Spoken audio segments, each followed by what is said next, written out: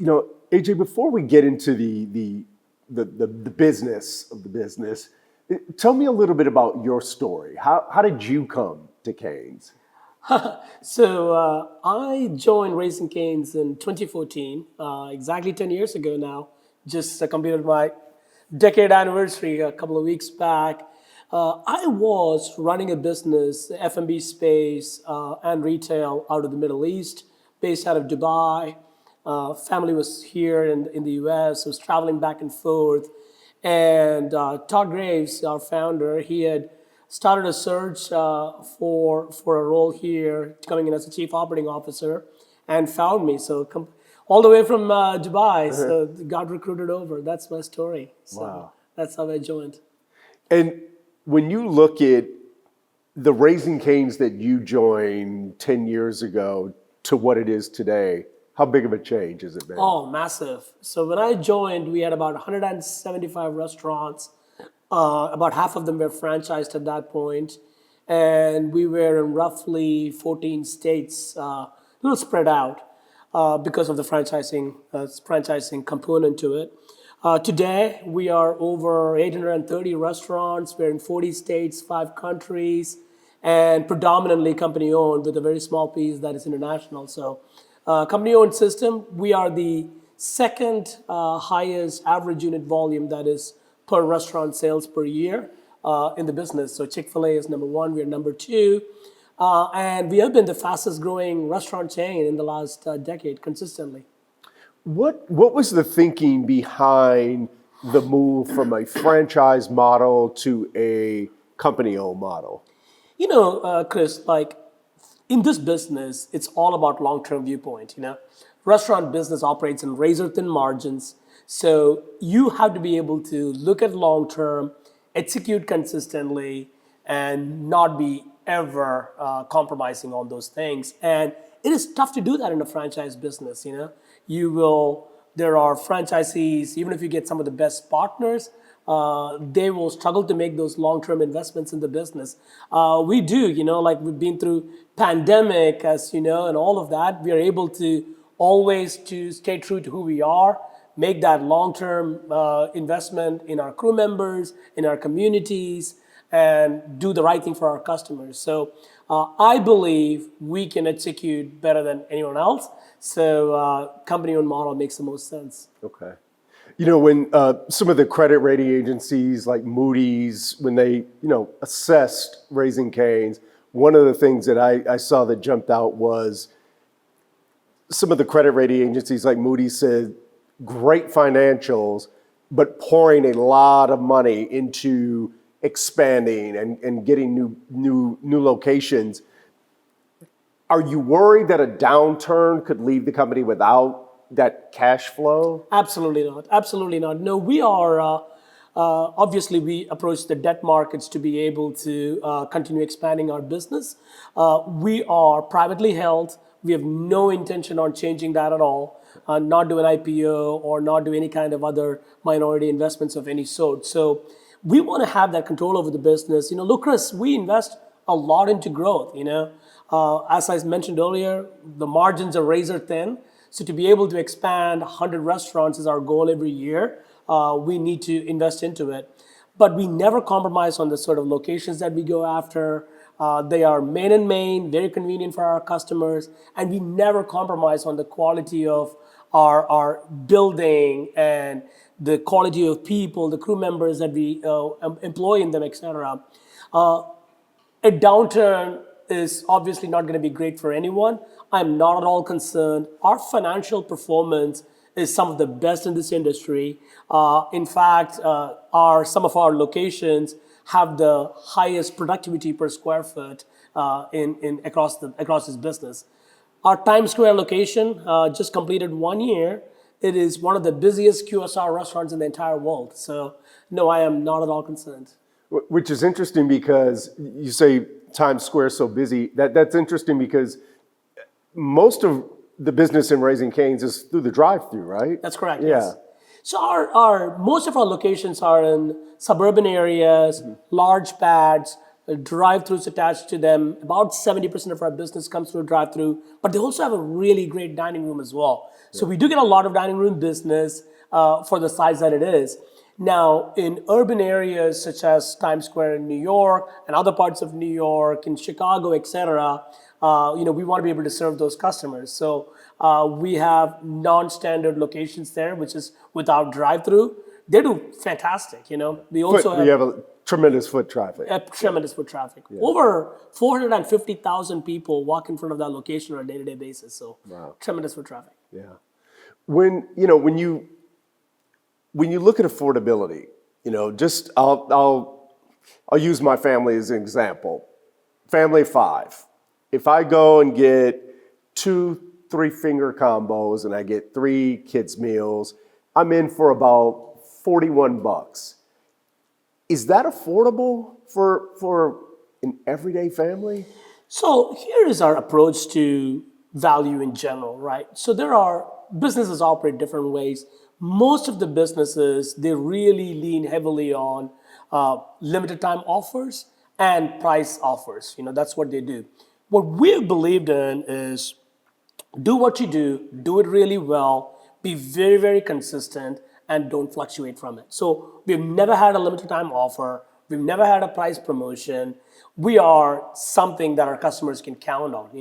Look, we are from a whole meal perspective. What you just talked about, that 3-finger meal, it comes with a bread, side of fries, a drink. It's a combo meal. From a value perspective, our customers rate at some of the highest across the board. So yes, I do believe our customers are very happy with the product and the value proposition that we offer.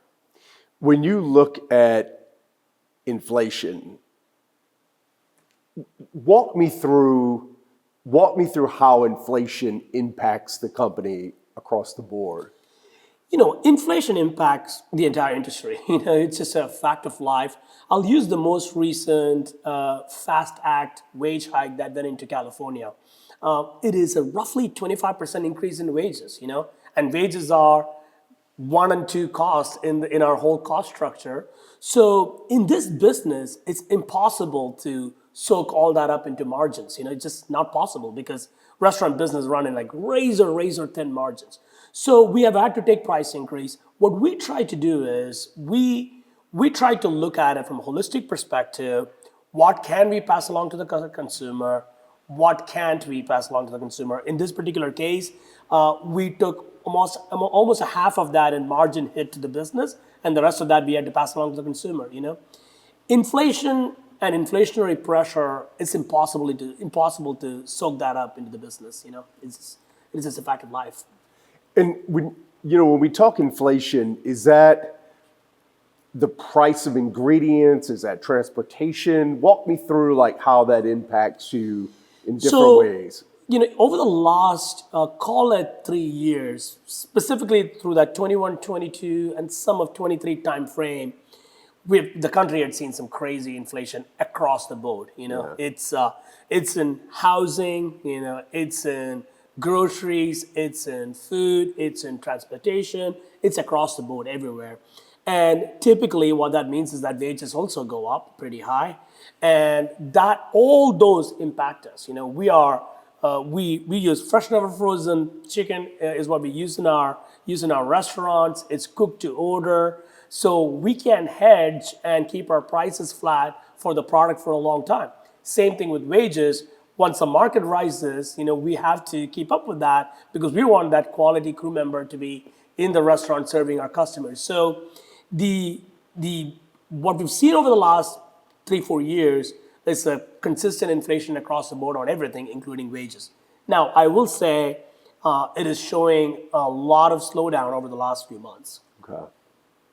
And transportation as well, moving products, Absolutely. moving ingredients around to where they need to be. Yes, sir. Logistics. So we are in 40 states, and we have over 35 different suppliers for our products. So they have to come all across the country. So yes, they've seen some nice and pretty high inflation. Yeah. How do you when you have to make that call? When you start to see the cost rise, how do you make that call in terms of we can put this much on the customer, we can absorb this much on the business? To be honest, there is not a lot you can absorb in this business model. This business model, like I said, is razor thin margins, and because of that, most of the inflation has to be passed along through pricing. That's what everybody does. That's what we do for the most part as well. That said, in situations like California, where it was like a significant increase in wages, 25%, passing all that along to the customers is pretty hard to do. So we made a business call to take some of that in margin and pass some of that along. Thankfully, we're one of the most successful restaurant concepts out there in terms of volume. So our volume helps a bit as well. I think some consumers, have an idea that in some industries, there's this tremendous markup, in various industries, it can be that way. For the customers out there who are trying to understand, explain a little bit about just how, what is your operating margin to be profitable? Yeah. So look, the best way to think about this is that from a net income perspective, tax title out the door, what you make, if a restaurant company makes about 10 cents on the dollar, is considered incredibly strong. Incredibly strong. That would be like very, very good. We are under that. We are under that margin. And that's very high.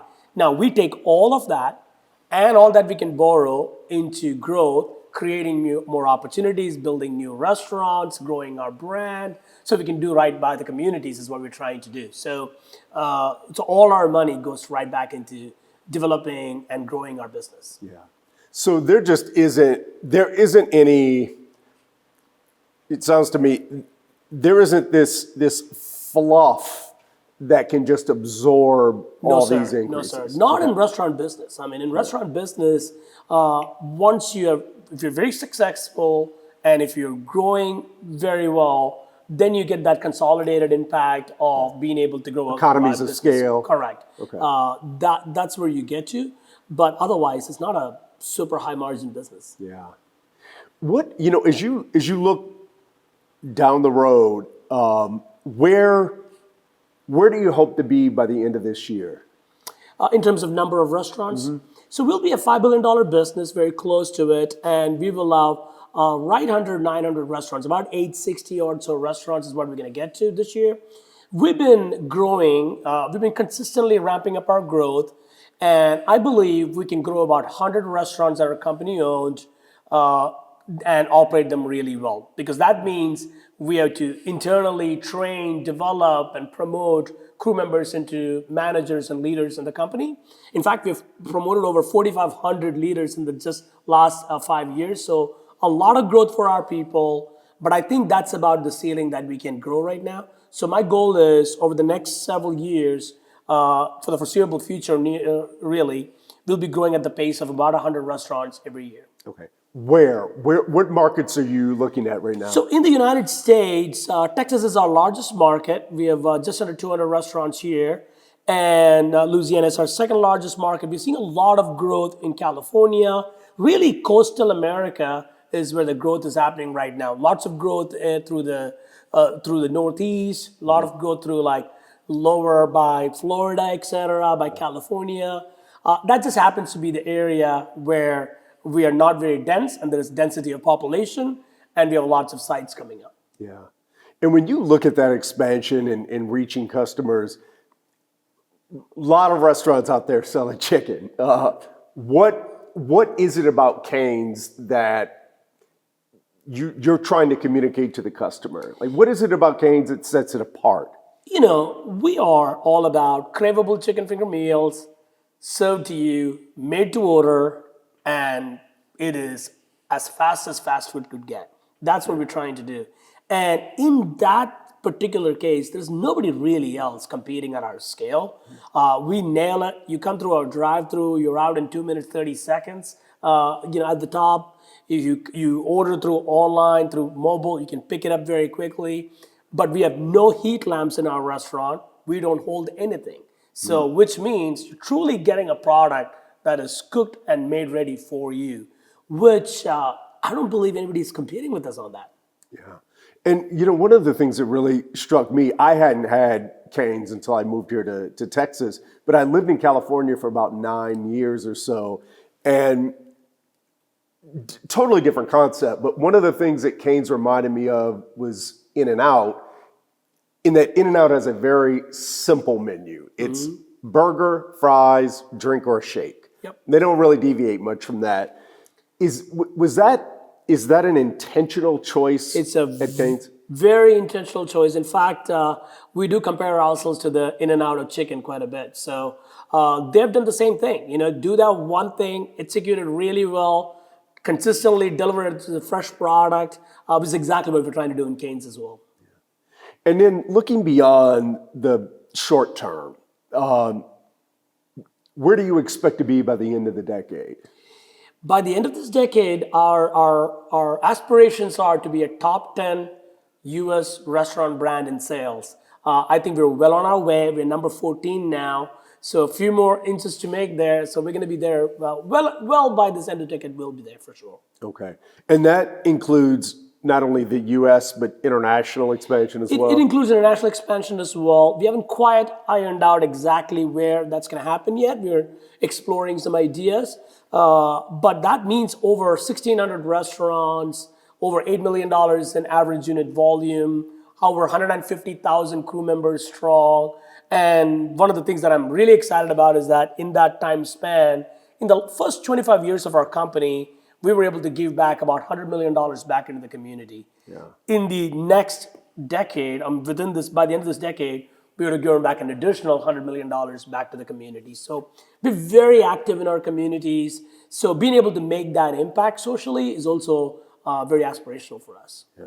And what are your plans? What are your plans for Plano?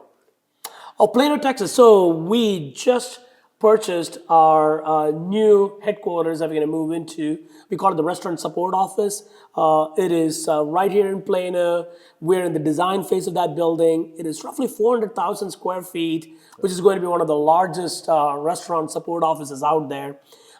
We have about 1,000 people supporting our restaurants right now from a corporate perspective.